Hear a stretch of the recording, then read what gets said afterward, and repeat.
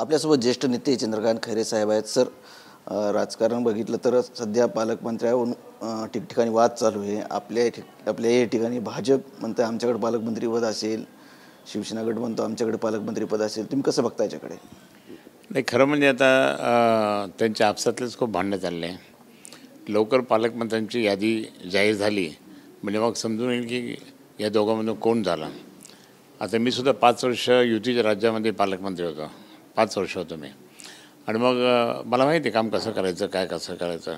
आणि आता ह्या लोकांनी आणि मागच्या आत्ताचे जे जस्ट पालकमंत्री गेले त्यांनी तर खूप धुमाळका लावला.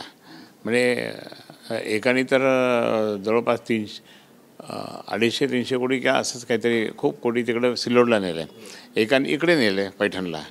म्हणजे पालकमंत्री म्हटल्यानंतर सगळ्या बाबींनी त्या ठिकाणी सगळ्यांना मदत केली पाहिजे अशी भूमिका असते माझी, सगळ्यांना भूमिका. म्हणजे म्हणजे इवन मुस्लिम वार्डातसुद्धा त्या ठिकाणी मदत करावी लागते, ख्रिश्चन वार्डात मदत करावी लागते, त्याच्यानंतर मग हिंदूंच्या वार्डात मदत करावी लागते, आपल्या विरोधातले काही असतील त्यांच्या वार्डात पण मदत करावी लागते. कारण पालकमंत्री हा पालक असतो, पण त्यांनी केलं पाहिजे. पण हे सगळे लोक आता असे झाले ना की फक्त आपल्याच लोकांचं काम करायचं बाकी नाही. आणि मग आताचे 2 पालकमंत्री गेले त्यांनी तर खूप धूम केली हो. सह्या करून म्हणजे ॲडव्हान्समध्ये सह्या करून दिल्या त्यांनी. आणि आता ते पैसेच नाही तिकडे. आणि आत्ता येणारे पालकमंत्री जे 2 आता इच्छुक आहेत त्यांनी ऑलरेडी सांगून दिलं कलेक्टरनं की जोपर्यंत मी सांगत नाही तोपर्यंत इकडे दोघांनी पण सांगितलं की इथे आता ते मागचा पैसा रिलीज करायचा नाही. कारण यांनी कोणाला दिलं, काय दिलं.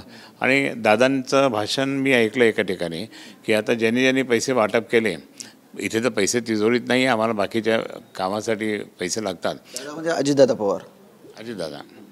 आणि अजितदादांनी जे सांगितलं ना की बाबा आम्हीसुद्धा त्या ठिकाणी आम्हाला पण माहिती पाहिजे यांनी कोणाकोणाला किती पैसे दिले आणि ते काम झालं का. पण एक चांगल्या प्रकारे दादांनी ती भूमिका मांडली अजितदादांनी, पण ती टिकली पाहिजे.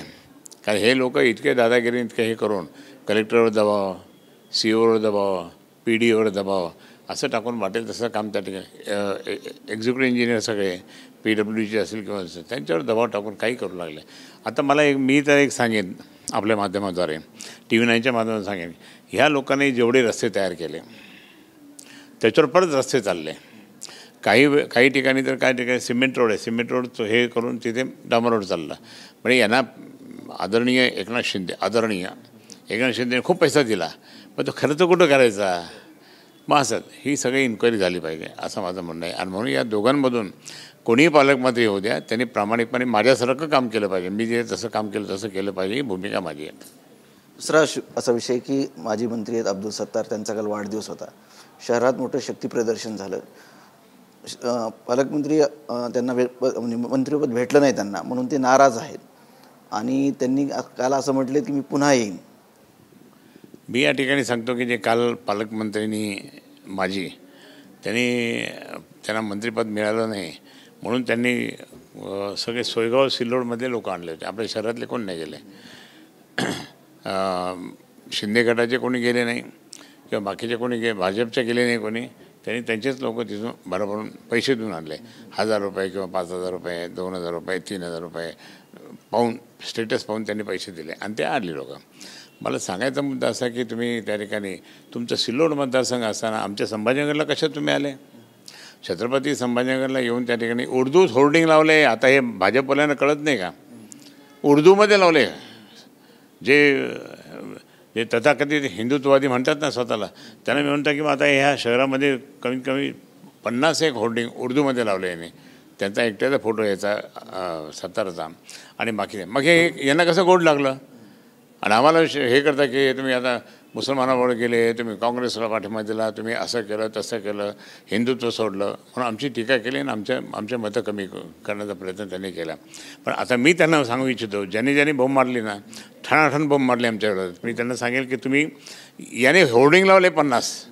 कुठे गेले ते राजाबरोबरचे आमचे काही लोक जे बदमाश होते ते, जे बाकीचे लोक कुठे गेले सगळे की त्यांनी आम्हाला टीका टिप्पणी केली आमच्यावर. मग आता हे तुम्हाला दिसत नाही का, होर्डिंग लावले ते हिंदूंच्या एरियात पण उर्दूचा होर्डिंग लावले. मग यांना कसं वाटलं आता.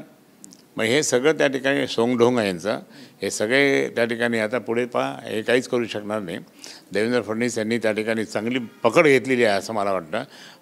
आमचे जे माजी मुख्यमंत्री त्यांचा चेहरा जर तुम्ही पाहिला तर काहीतरी फिलिंग त्यांना होत आहे. बरोबर मुख्यमंत्री होते, आता उपमुख्यमंत्री, आता यांच्या हाताखाली काम करतं.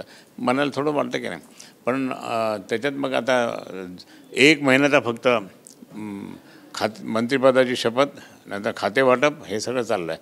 म्हणजे या शहराला किंवा काय आहे का नाही, म्हणून मला हे सांगायचं की यांचे फक्त सोंगडोंग चाललं आहे, भांडणं सुरू झालेलं आहे आणि हे पुढे काम कसं करतील हेच काही कळत नाही.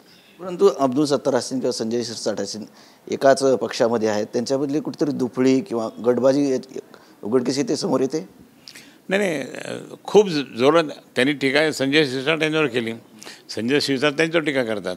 तर एकनाथ शिंदेनं समजलं पाहिजे ना की आपल्या गटातलेच लोक भांडतात, तर तुम्ही आपसातच भांडायला लागले तर मग बाकीच्या इतर पक्षाशी तुम्ही काय टिकणार आहे का? नाही टिकू शकत ते.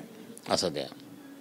कल्याण काळेंचंही त्या ठिकाणी भाषण झालं. कल्याण काळे म्हणले अब्दुल सत्तारांनी माझं लोकसभेला काम केलं नाही, परंतु त्यांच्या कार्यकर्त्यांनी माझं काम केलं. याच्याकडे कसं बघतात? नाही, मला ते कल्याण काळे तिथे जाऊन भाषण करतात ते मला आवडलं नाही. का आवडलं नाही? ते महाविकास आघाडीचे असताना तुम्हाला माहिती आहे त्यांनी काम नाही केलं, तर मग कशा करता तुम्ही जायचं? आपण काही आपलं प्रेस्टीज ठेवायचं का नाही काहीतरी की बाबा असा? ते पण नाही ठेवलं. ते गेले तिकडेच. ते आम्हाला नाही आवडलं असं. मी कल्याण काळेंच्या बाबतीत मी नाराज झालो आहे. नक्कीच होते चंद्रकांत खैरे, संजय सरोदे, TV9 मराठी, छत्रपती संभाजीनगर.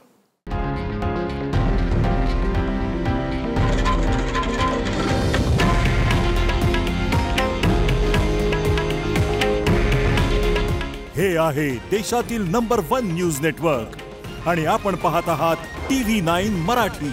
काळजी तुमची, हित महाराष्ट्राचं.